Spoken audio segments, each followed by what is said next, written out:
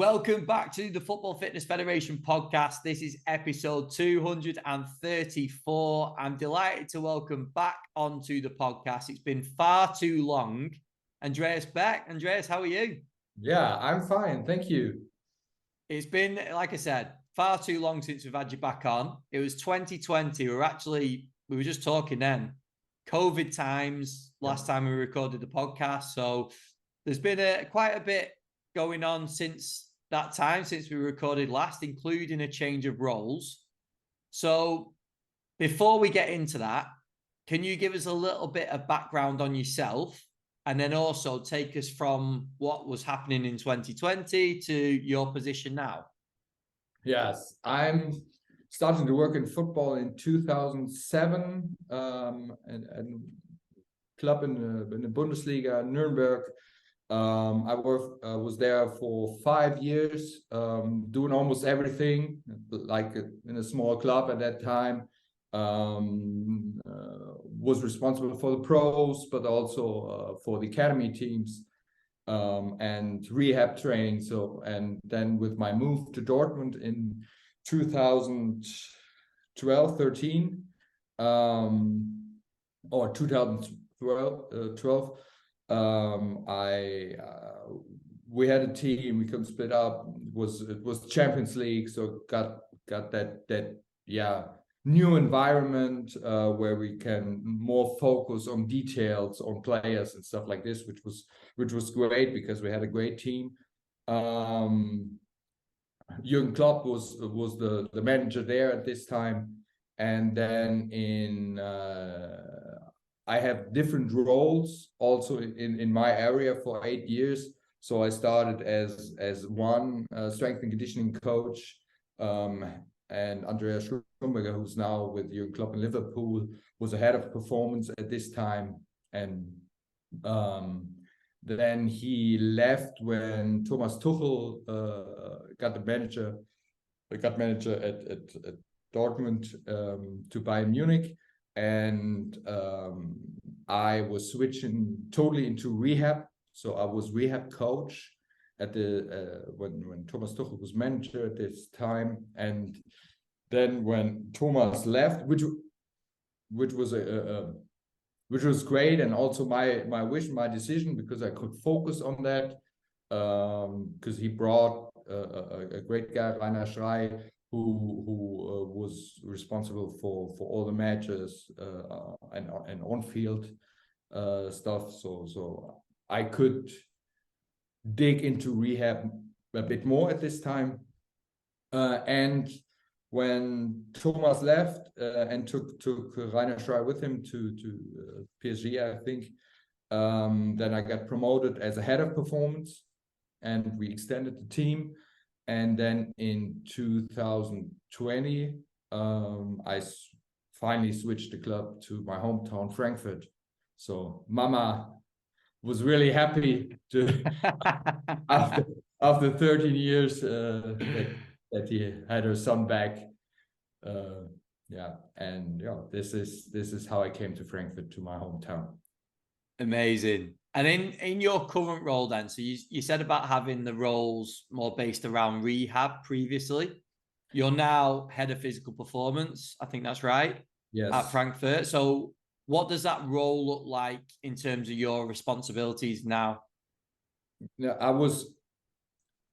I had one thing in mind. I wanted to step off the pitch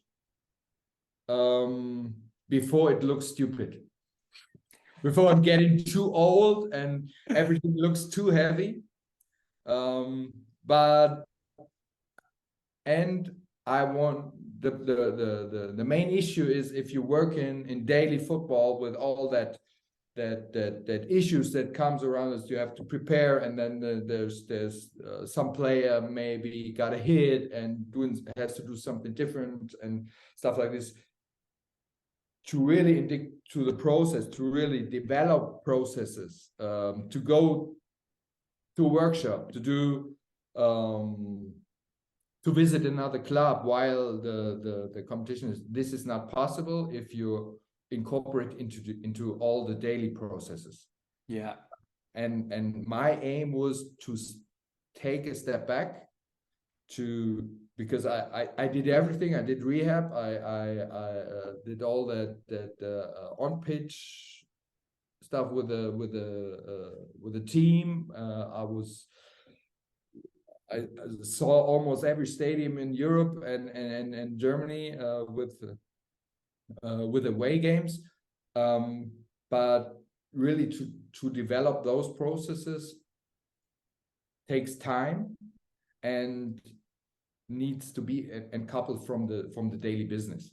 And so I stepped here into a new role where I'm more coordinating. So I have a great team of 3 colleagues who take care of the daily business.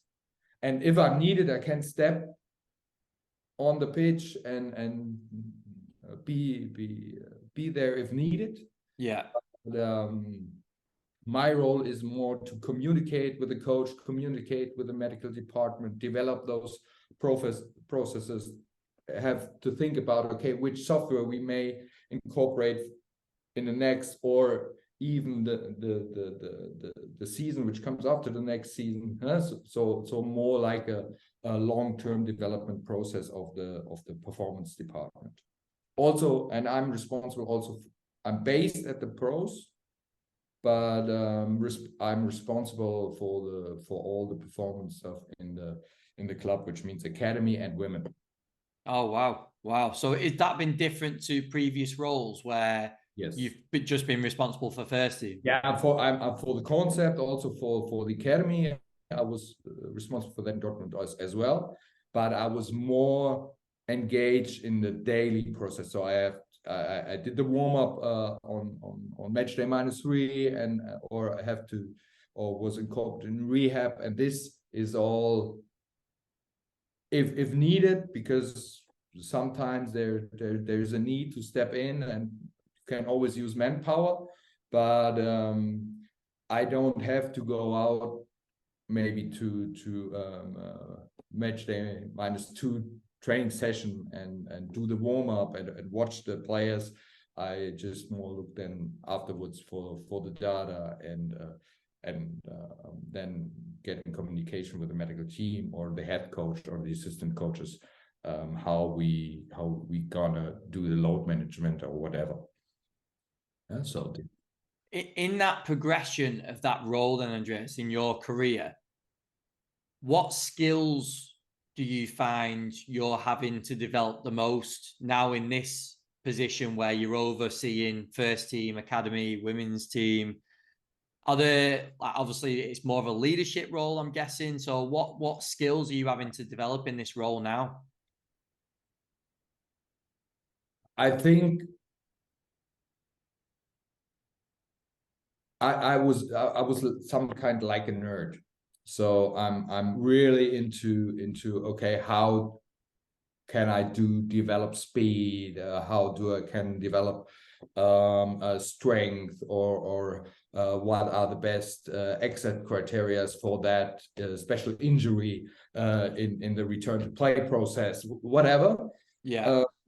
And now it's more like, okay, I have to educate and develop the team around me so they make the next step. So I still have to read and dig into it, but now it's more like I don't want to give, okay, these are the steps you have to go. It's more like, hey, we have that thing, and now I have to teach, to explain, to let them by themselves develop, that they put their warm up together. I'm not saying, okay, now 5 minutes this, and then you do the scissors, and then you go for a special part. No, they have to create by themselves. But I said, okay, I want to have, for example, that because we think about hamstring prevention. Keep in mind that what you choose, it's up to you. Yeah. Do we have our low-level plyometrics somewhere in there? So, and then I watch and give them feedback on their work. But it's more like, okay, it's like a coach for them. So Yeah. they perform, and I give them feedback and help them maybe on the far end in what direction we want to evolve. Yeah, because this is then my job to see, okay, how what is about speed, what is about injury prevention, what is about load management, how we can do that better, how we can we visualize the data better, because this is also their job to visualize the data. Yeah. Yeah. Because I suppose the biggest part of educating a coach or a practitioner a lot of the time is actually going through those experiences themselves, isn't it? So like you said, you could put up, this is the warm-up we're going to do, this is exactly what we're going to do in the right order, or the order that you choose, but actually setting a challenge to that coach at that time and saying, this is what we want to try and hit, you go and design it. That's where they're getting their real experiences, isn't it? Yeah, and so they can evolve, and then they can ask themselves if this works. They can be creative.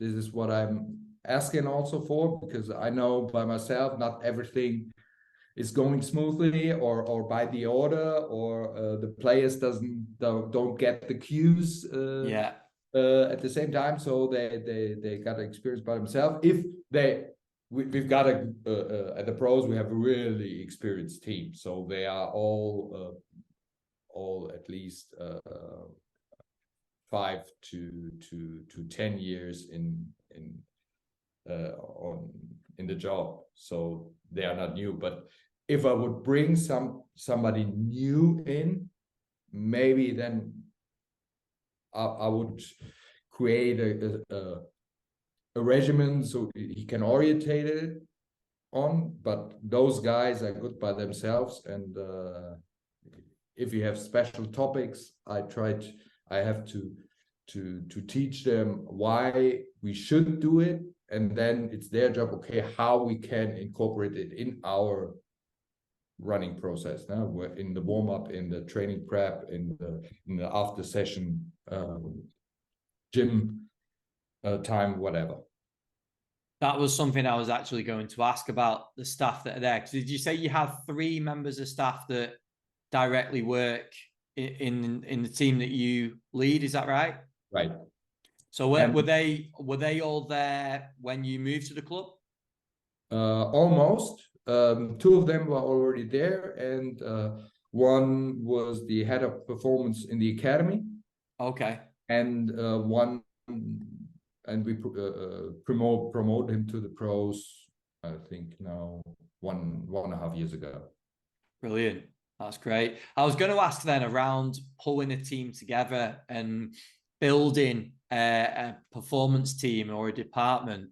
So obviously you've got your team there that were already at the club, and I'm sure you see it in the people that you're working with there, but what sort of attributes and skills would you look for when developing a team of people that you can work with and basically put a lot of reliance on them when you're leading that program?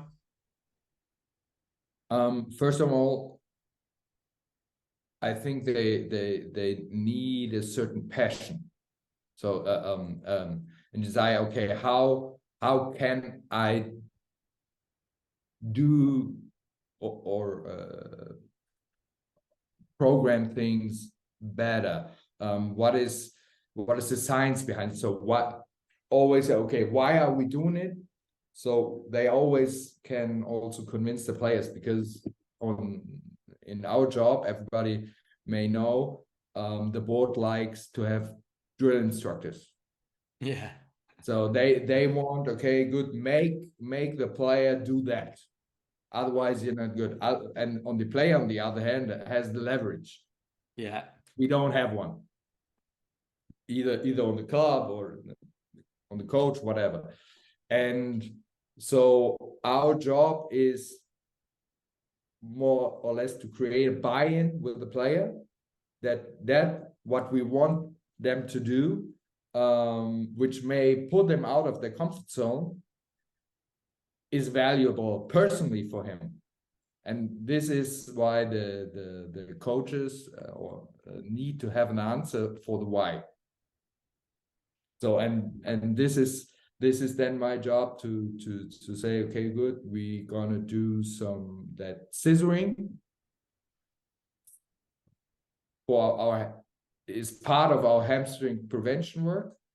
And if they don't do it right, that they are able to explain why they should execute the exercise, and what's maybe the benefit behind it if a player doesn't want it to do or do it just lazy, like we all know in regular warm-up. Then some players take the time for the warm-up to get ready for the main session, but there are some exercises which have a certain meaning, and then we have to push them through. And then I think it's more valuable to explain him than to shout at him. Yeah, definitely. You sort of mentioned it before, where I can't remember the phrase you used, either being a sports science geek or a nerd or something like that, but basically getting involved in the research and basically staying up to date with everything that is going on. And that's so important for practitioners, I suppose, that are working in those roles, isn't it? Not only having that why, but also staying up to date where players may bring questions on certain topics. Yeah, that's right. To stay up to date is the main issue, and which is hard if you're always involved in the daily business. Yeah. And you have to think, okay, how much time do you go out and put on the cones and load up the data and all the stuff which is which a sports performance practitioner has to do in a football club. There to find the time to really dig into some topics which are important and to stay up to date with those topics, and maybe to develop a strategy to implement those rockets into the program, and maybe to change it, then is very hard, especially if you're all alone. Yeah, so we are in a really comfortable situation where we have can have 3 guys running the daily business, and me in behind, looking from behind and jump in if needed, and then prepare everything, and then filter it and bring it then to my coaching staff. So this is mainly the role. And what's your general advice? So when coaches, like we're talking about now, are working day to day, obviously things are super busy. You've got fixtures piling up. You've got all the data that you're collecting and presenting back, and all the daily tasks that practitioners will go through. But then at the same time, like we've just referenced, we want them to stay up to date. We want them to keep that passion around the research and recent trends. What's your advice or the approach that you take with coaches to find that balance between doing the daily tasks and finding time to actually upskill? Yeah, for me, podcasts are. That wasn't a plug to try and. Yeah, but I know.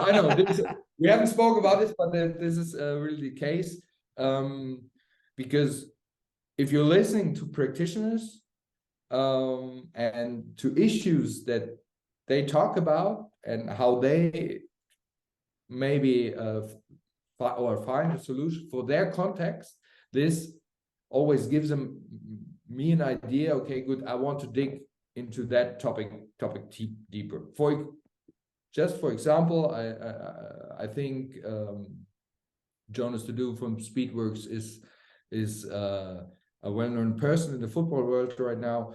I heard a podcast from him, I think almost 4 or 5 years ago, well, something like that, where he said he was an external consultant in a Premier League soccer club, but with an old average, or the age the age average of the team in comparison to the league was pretty old or pretty high, and they all ran personal bests in winter break. I said, okay, in competition, running personal best. Okay, fuck, how does he do that? I want to know that. It's something not maybe not complicated, but I want to know that how is that possible? And then I contacted him. Yeah. And right now, I think we were the first Bundesliga club with now Eintracht Frankfurt that we have cooperation with Speedworks and do the video profiling and try to implement his methodology in the general preparatory on the pitch. So we try to get our players as effective as possible. With his knowledge he brings, and with his team from Speedworks. So this is how a podcast maybe a couple of years ago now have a concrete effect on what I'm doing right now. Brilliant. And this is also with when I hear Jordan Mendy-Guccia or Lochte talking about hamstrings prevention or return to play on hamstrings injury, for example. Brilliant. I wanted to touch on, we've sort of referenced it already, the move from Dortmund to Frankfurt, the return back home to mum. Yeah. But what was the approach that you took going into the club? Because obviously being in this role now where you've got practitioners working within your team, was it a case of you went in and you knew certain things that you wanted to try and put in place straight away? Or was it an approach of getting in there, standing back and seeing what was going on and then gradually making a change? What sort of approach did you take to that? First of all, the community is very small, so I knew my new colleagues already. So and one of them, Martin Spohr, he was our academy fitness trainer in Dortmund for the under 23 team at this time for a long time. So we are not just colleagues. We were friends before, and we're always in touch.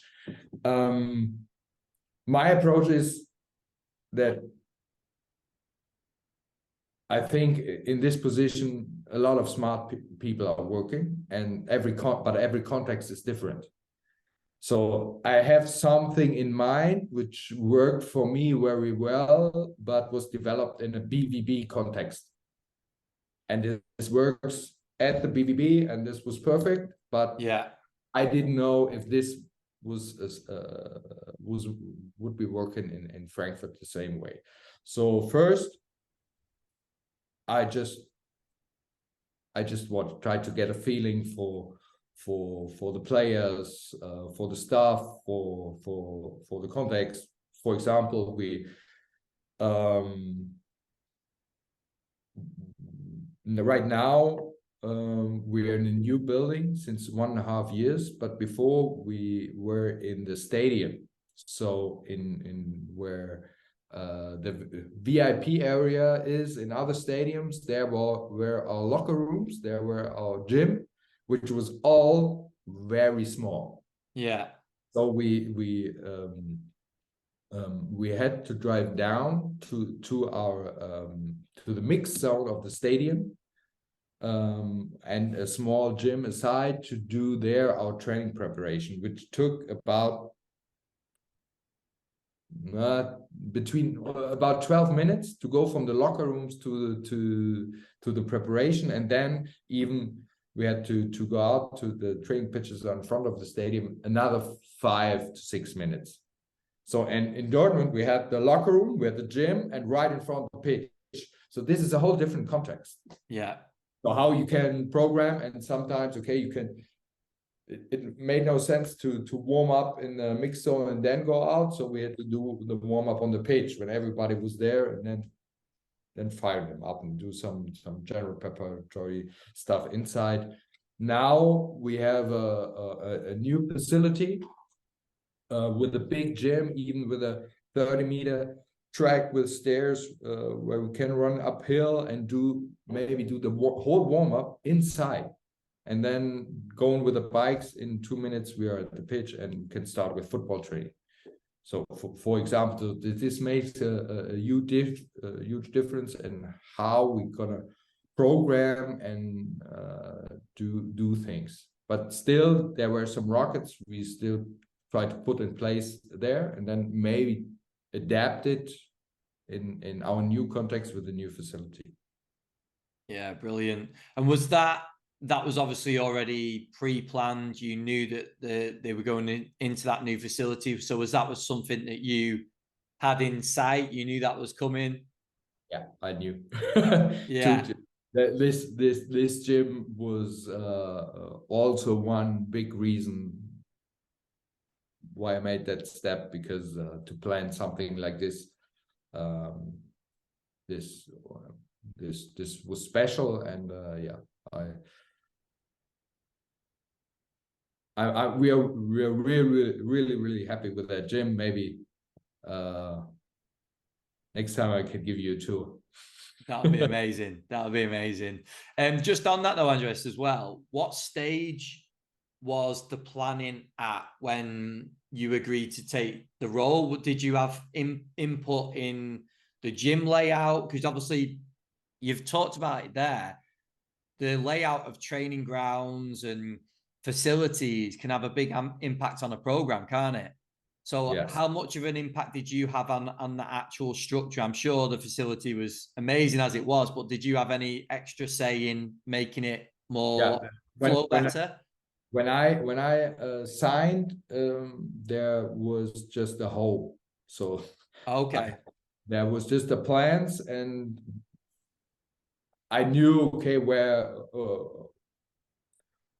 the gym should be, but how it looked like and what we add on, and this was then yeah, I could plan with the board at this time. So they asked me as an expert. Yeah, and amazing. Could realize a ton of ideas. It is a big impact though, isn't it? Because when I speak to people that are maybe working in clubs where first team and academy are in different buildings or even different training grounds. So, and then like you mentioned, the gym might be far away from the training pitch. It all has an impact on the program, doesn't it? It just means that things have to be adapted and changed for each individual environment. Right. I think the context is key. Yeah.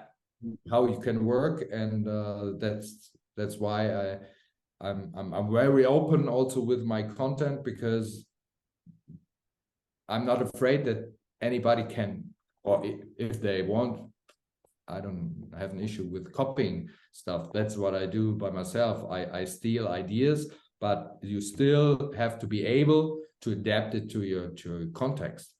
Yeah. And if you're not able to do that, then you will fail, in my mind. So this is what a high performance practitioner has to do.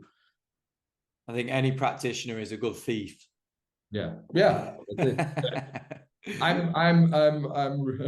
I'm thankful that a lot of people are much smarter than me, and I can steal from.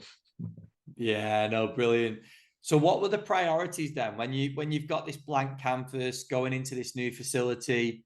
Were there like a couple of priorities where you were like, yes, they had something in mind, like a lot of rooms where maybe you can do some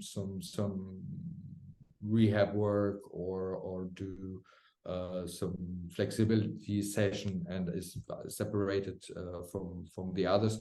And I said, no, please give me as much space as possible, no walls. So if we may get another idea how to structure the gym in 5, 10, 15 years, we can change it. yeah, because it's open. So if we want to have more racks or whatever, we got everything lay down with an artificial grass. So we have an artificial surface, and we have the sprint track where we can go for 30-meter sprints in laboratory conditions. So we test all the academy here, the women's and the pros. So this is at our place under the same conditions, and this is longer, for example, so we can run on it with football boots to be as close as possible to the movement outside. Yeah, that's mainly it. We have a big platform where we can lift. Our deadlifts and squats and our Olympic lifts, especially for our goalkeepers, are crucial key in our program. We have a lot of space where they can move freely. Yeah, that's so true though, isn't it? When you design the facility, and also you can get caught up in putting too much in there, and suddenly you lose a lot of the space. And working with the amount of players that you work with, it's vital, isn't it, to have that room? Yeah. We always look for, okay, what do we use and what do we don't use? If something isn't used for a certain amount of time, we throw it out or bring it.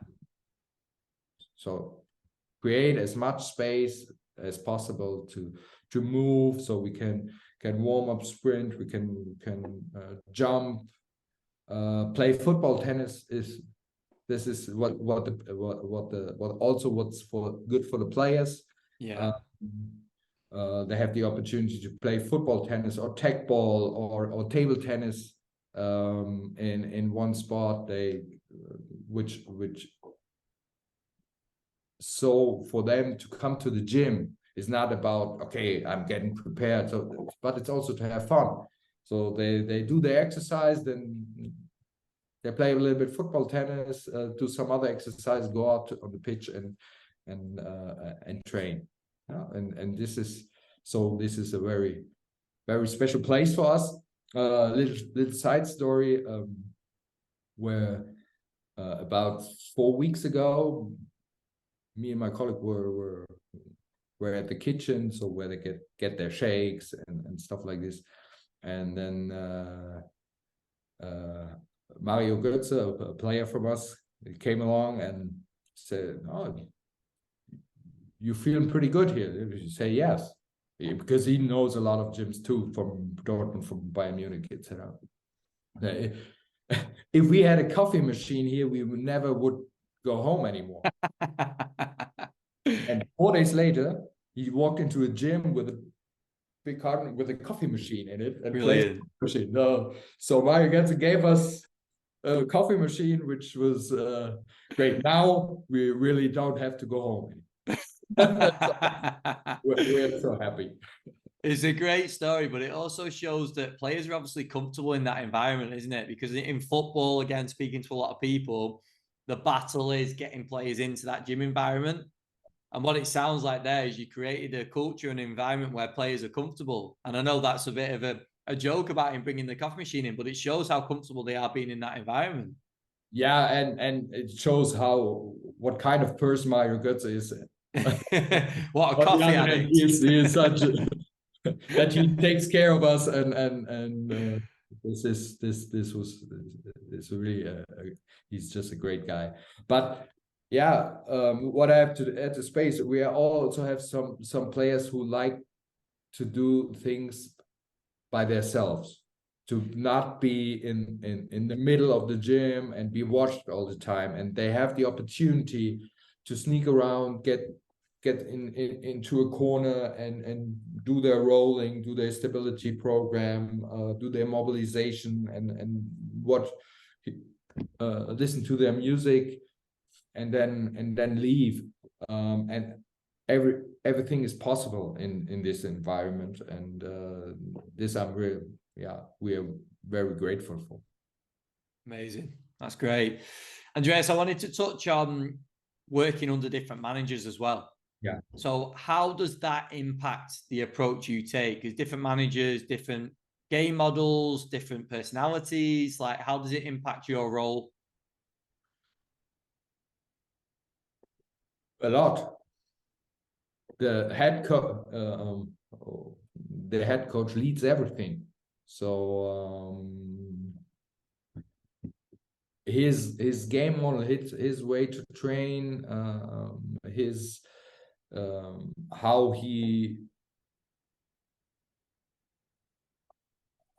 how far he's trusting us, and we always have to adapt to that because the head coach philosophy dominates everything in any way. And sometimes if this change also the program, but how can I say that? For load monitoring, for example, we'll have we do a positioning profile, like I think everybody, and this changes with the game, with the style of play, which is influenced by the manager. So what we're gonna top up, how where we see our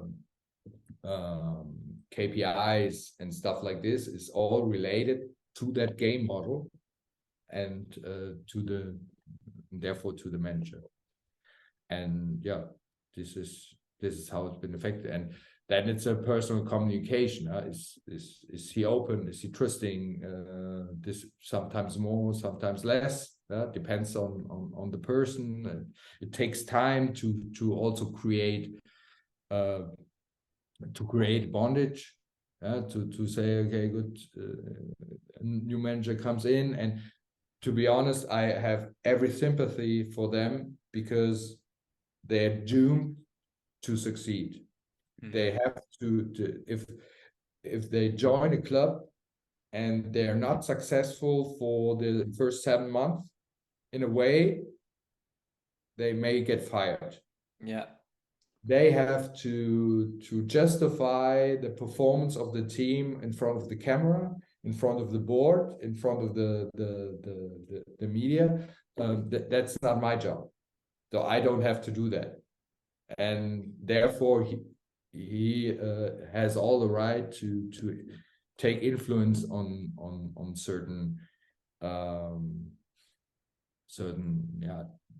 training strategies.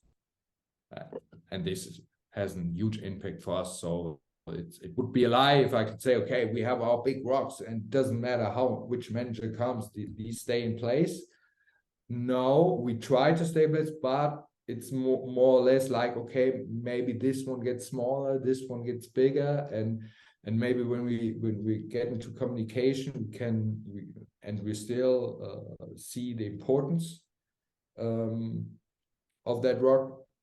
We have to educate the manager as well, and have to convince him that what we're presenting is a good idea. If he's not into it, okay, good, then we have to change and we have to adapt. I may give an example. There are managers who are head managers who are very much into lights. So some like play sports or the where I have to react on the signal, light signal and stuff like this. I don't know if you reacting on the light makes you better in a contextual situation like a small-sided game or even a regular match, but I can use that. For example, when I say, okay, good, I want that you decelerate, and definitely on the light you can go somewhere else. I can still get my deceleration done and my sprinting distance, for example. If I say, okay, accelerate for 10 meters, 20 or 30. So that's how I can play with, and okay, good, that's a compromise.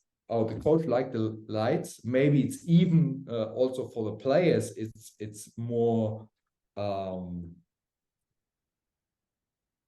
they like to do it more they buy in, and the enthusiasm how they go into that deceleration and hard acceleration is higher if they get that light.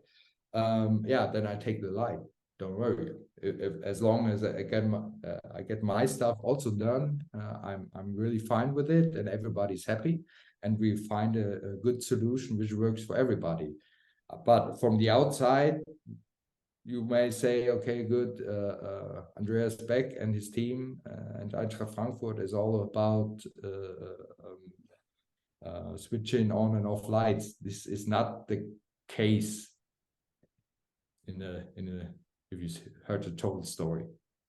No, I love that. That's a great point, because basically what you're doing there is you're adapting your approach, aren't you? And you're also acknowledging what you can take out of a drill that somebody else wants to put in place. And it's very easy, I suppose, for coaches to fight their corner and say, no, we don't want to do that.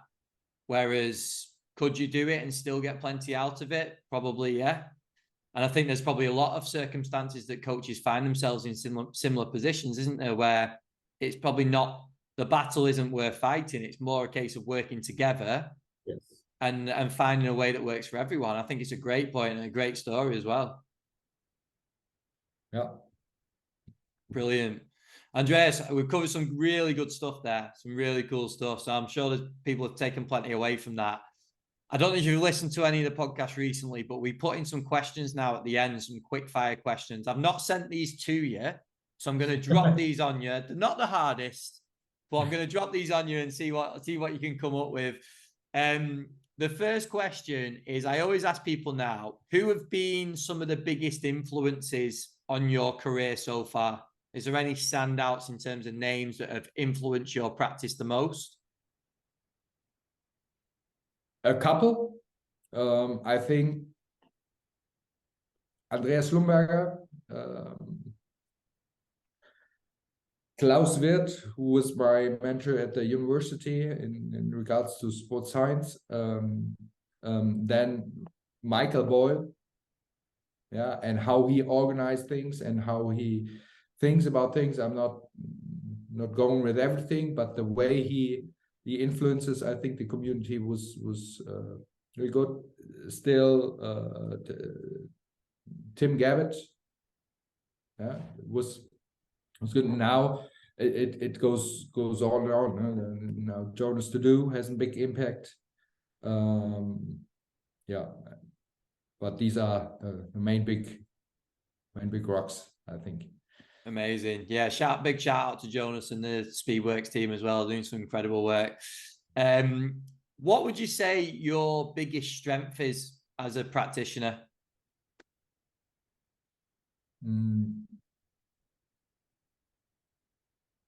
I think I can, like Martin Boucher would say, I can control my ego. Yeah. I think that's proven in the example that you just gave previously, isn't it? About different training practices. Like that is where coaches' egos would probably get in the way. Yeah.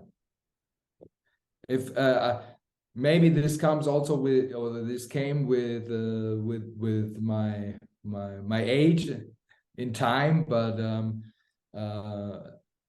maybe I don't like anything, or even if the wording gets harder into a coach's meeting or something like that, I'm still a happy person when I leave the club and I then take it at home, and I know it's regularly, it's not meant personally, so, but everybody has stress and some different kind of things, how we see things, and we have to find a compromise. And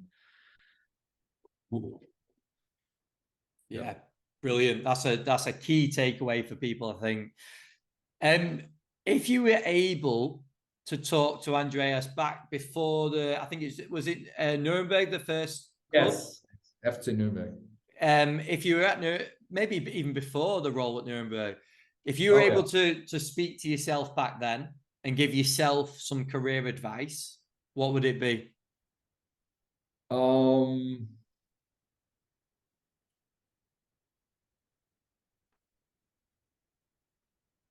your sport. I had nothing to do with football before. I was like playing till I was 17 on a really minor level, but I didn't know about the key performance indicators of the sport. I don't know, they knew what it was all about, and I just had my strength training philosophy in a way, and have to adapt and have to really. It took me a long time to see, okay, how does how does football work, and how much stress do the players have, and so I would say, okay, know your sport, what's important, and what are the KPIs to focus on, and then maybe I wouldn't torture some guys so much in the gym. So because I think I put a lot of players on risk when they get out sore to practice. Brilliant. That's a great bit of advice. The final one, Andreas, what is your approach to CPD or continued learning, continually progressing as a practitioner? And I know we've discussed how your role has changed, but what's your approach to that now? Yeah, never stops, and this is why I took that step back, so I can concentrate on that point more, to dig in deeper into things, take also the time to dig deeper in some topics, and have to learn, have to evolve and clarify things. I think learning never stops. I still like to listen to smart people, like I'm not there, and soak everything up and try to put it into my context, and then if there's something in it which is important for my team, for my players, I'd like to implement it, and think about ways to do that, and then my colleagues try to deliver that to the players. And this is I think the key thing: never stop learning, never stop being interested in things. Don't take things for granted. Yeah, there's a pendulum for every trend. That's so true.